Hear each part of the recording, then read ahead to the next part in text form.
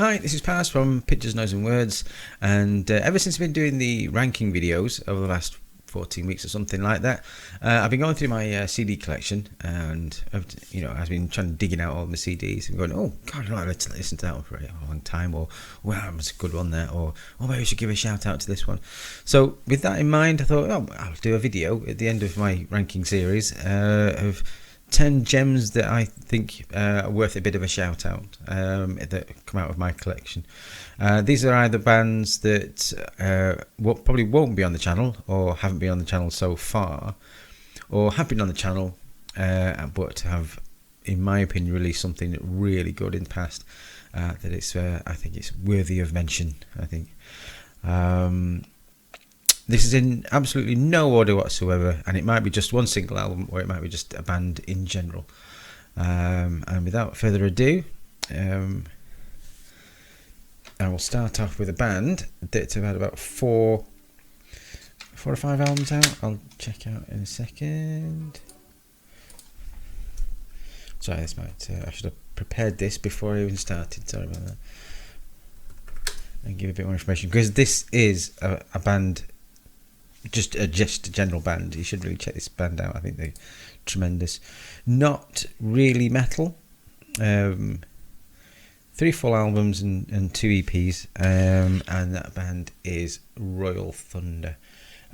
Kind of a doomy, bit of Sabbathy, but bluesy, melancholic, downbeat sort of a band. But I think there's only 3 of them in it, but got a great singer, crunching riffs and lots of groove in there. It's very mellow. It's not a straight up metal, but I think it would probably put in the sort of lighter end of the doom spectrum. And I first heard of these because I got their debut EP to review back in the day, and I thought it was ace. And I've been following him ever since. This is the album CVI or C4, whatever, or C6. Sorry, who knows? Who knows what it's called? Either way, it's a belter. Royal Thunder. You need to check him out. A bit slow, say a bit doomy. I think they're all on Spotify. Worth checking out. I've got the other couple of albums around there in my collection, so I've just dug this one out. All of their catalogue is worthy listening to, and it's accessible as well, so I'm not sure why they're not huge, because the lady's voice is very accessible, very gritty as well. Nothing bad has come out of the Royal Thunder camp as of yet. Really good stylistic stuff. If you like a bit of slow doom that's not overly doomish, check these out. Fantastic. Next on the list is a specific album for one of my favourite bands. The last couple of albums have been a bit mixed bag, shall we say, but this one, there's not a weak moment on it, and that is Savage Messiah's The Fateful Dark.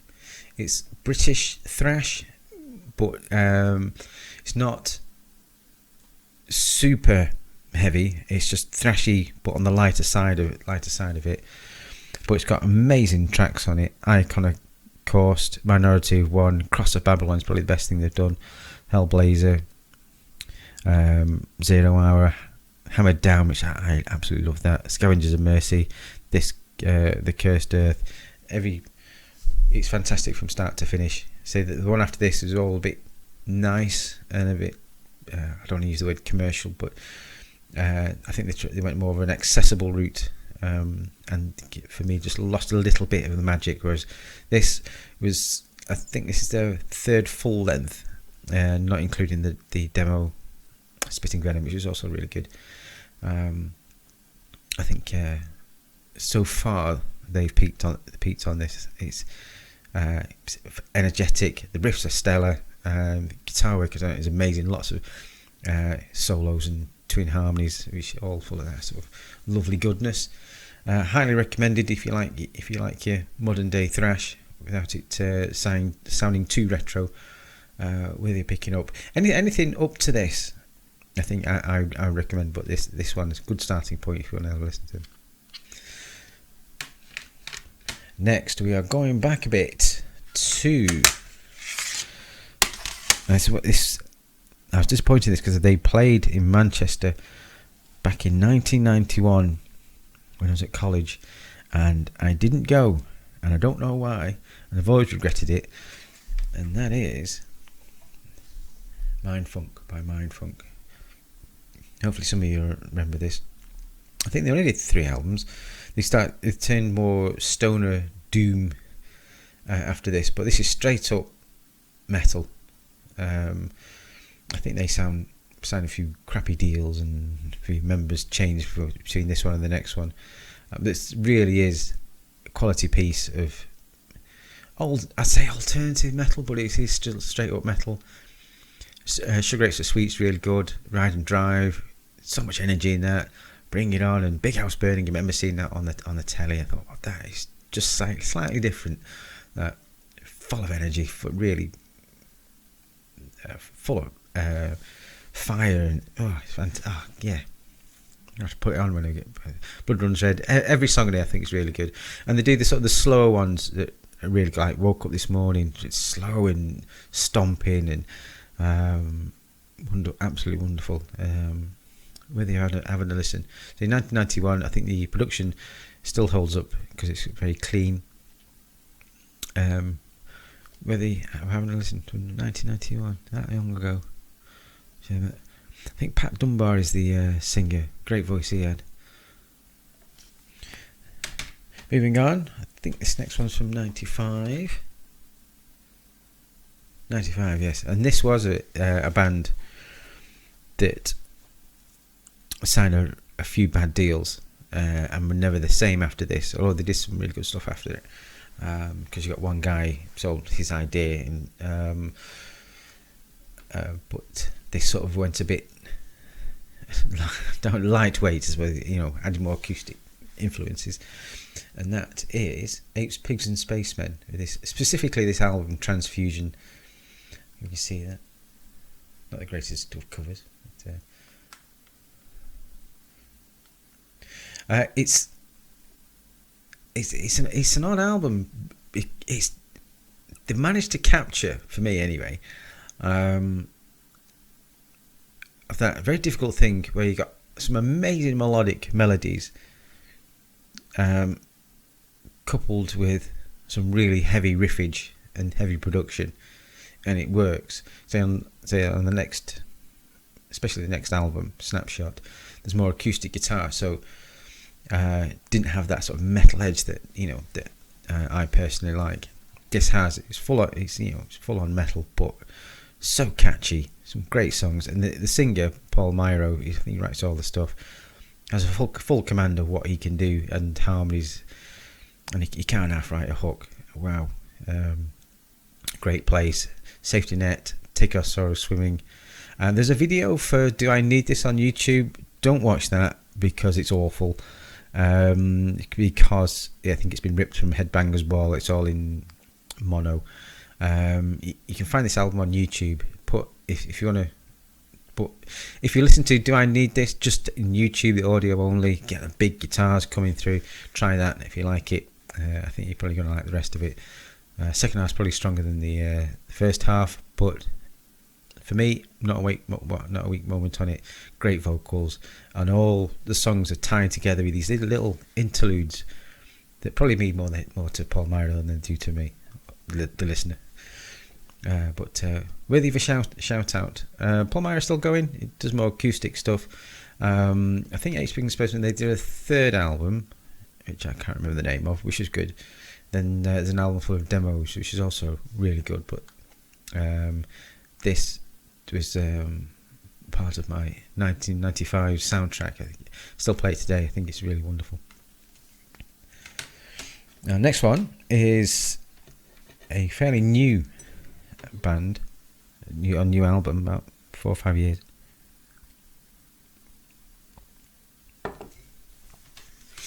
And it's the debut album from Gregor McIntosh's offshoot band.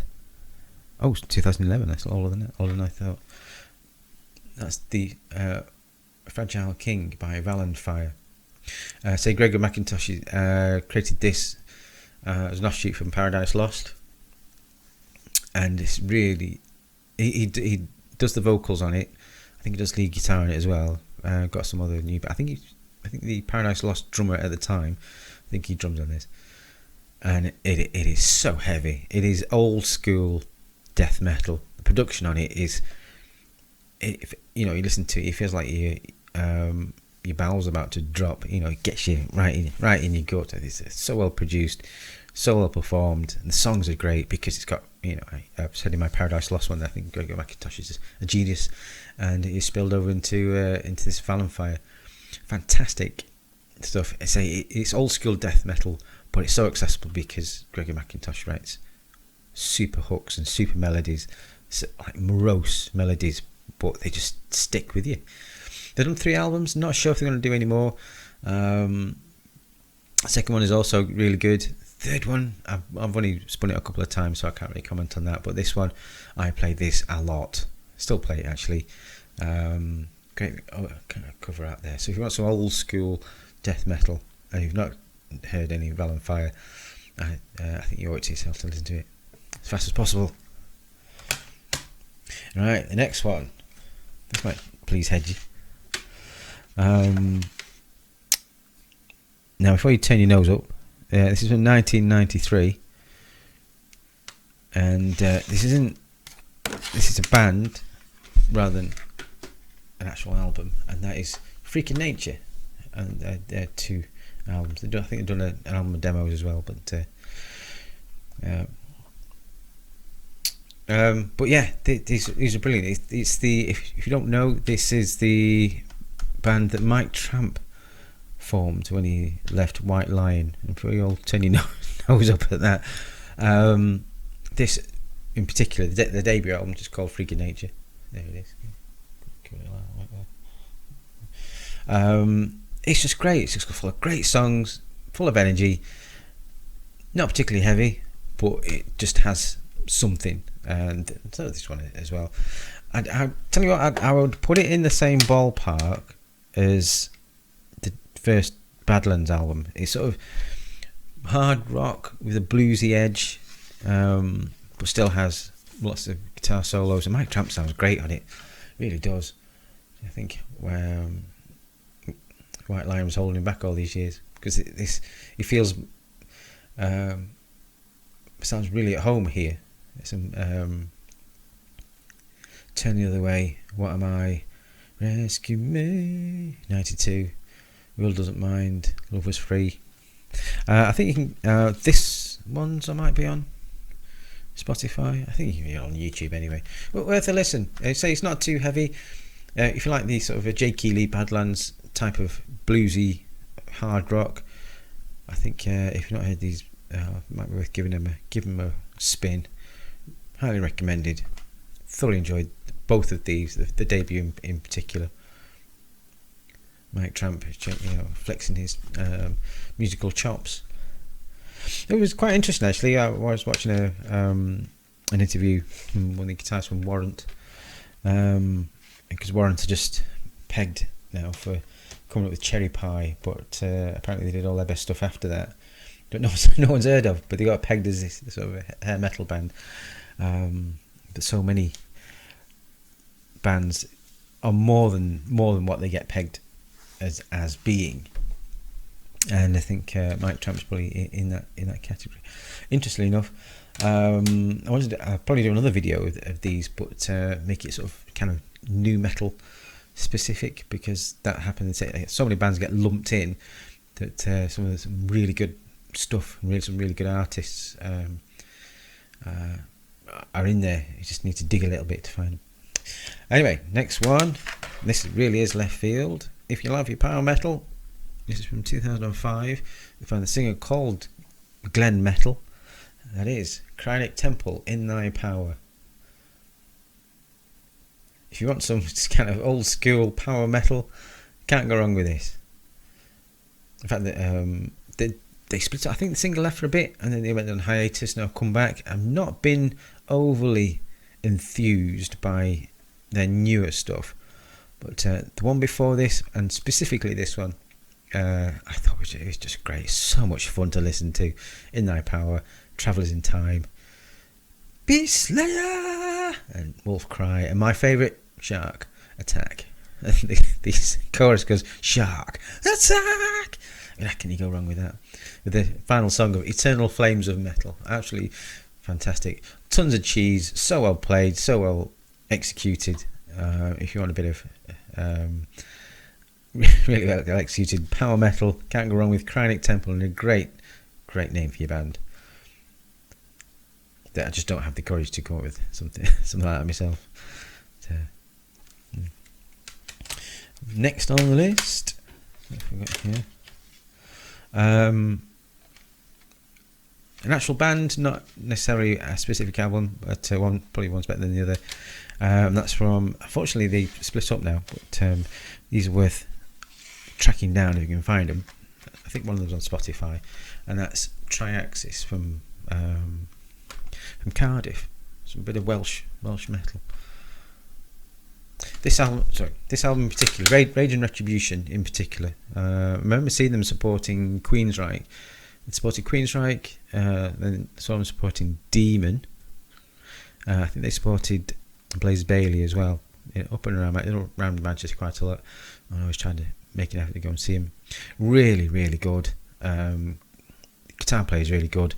They did an album before that with a different guitar player. I think it was them finding their feet, because this is their second album. It's such a step forward. And they say 0 Hours, their third and final album. The bass player left after Rage and Retribution and brought Becky Baldwin in. This one, Becky Baldwin, now in Fury UK, who were on the channel not so long ago. There she is.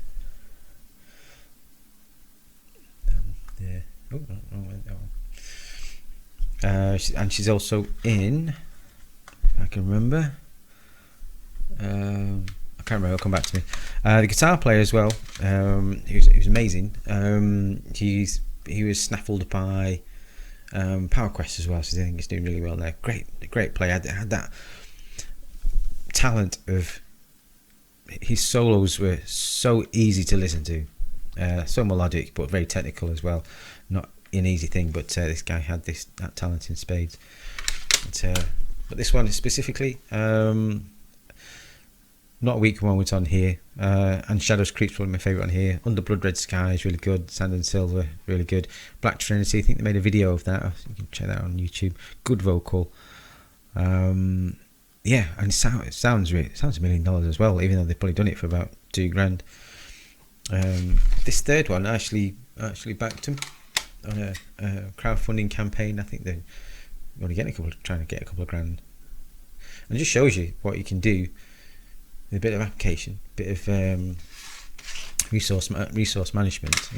Check out 12 tracks that sound really good. You don't need a huge budget to come up with something that's really good. The reason why I probably rank this a little bit higher than 0 Hour, this is this one. I think it was a little bloated. It's got 12 tracks on here. This has got 11 and a interlude. I probably would have dropped at least 2 off this, just make a bit of a tighter affair. But other than that, splendid effort and worth tracking down. This definitely is on Spotify. I'm not sure you can probably find that on YouTube, maybe, or drop the band an email on their Facebook so you can get hold of them.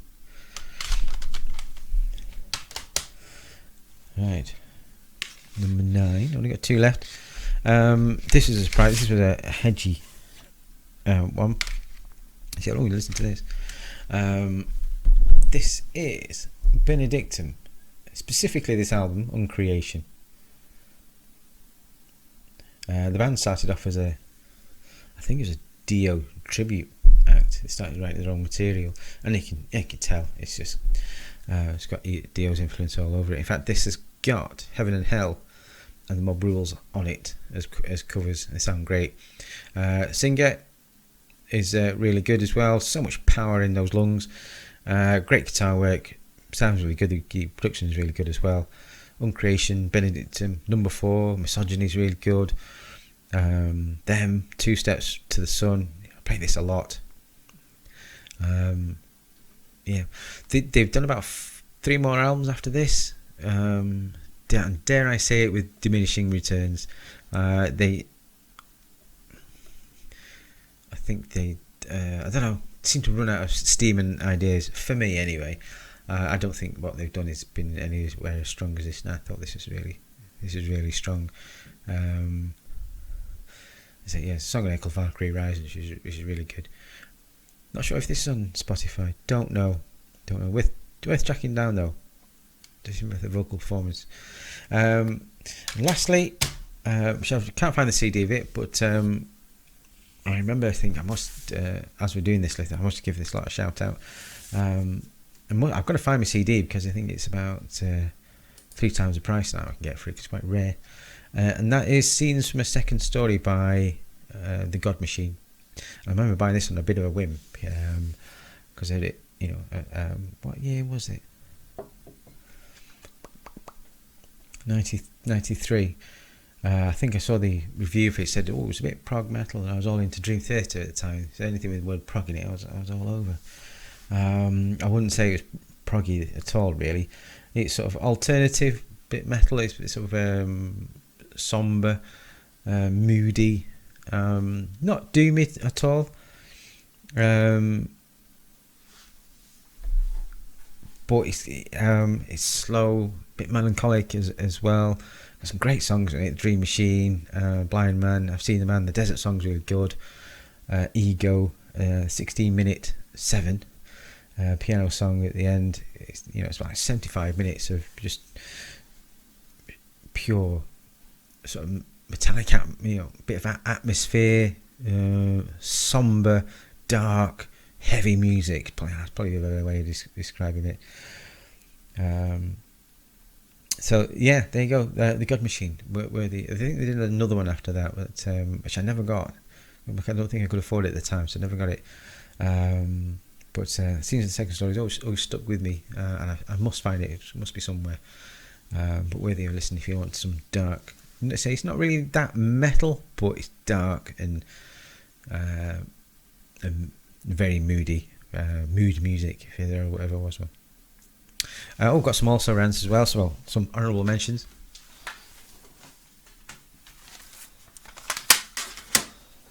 We've got here.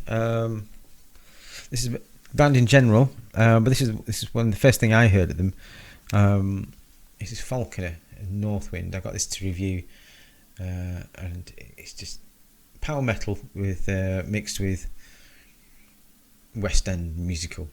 Because the singer is just sounds like he's going straight from the cast of Cats. I thought it was brilliant. I sort of laughed at first, and then thought actually this is really good. I'm kind of been a bit of fan ever since. They did the first 2. The first 2 albums are really strong. Then they got a new singer for another 2, which they just turned into a generic power metal band after that. And then the original singer came back. I think this was the first one they did after that.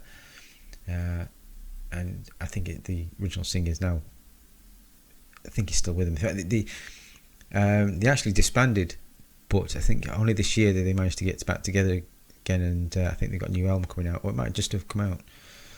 Either way, Northwind, some bit of cheesy West End power metal. If that's, I think it could be your bag, worth checking out.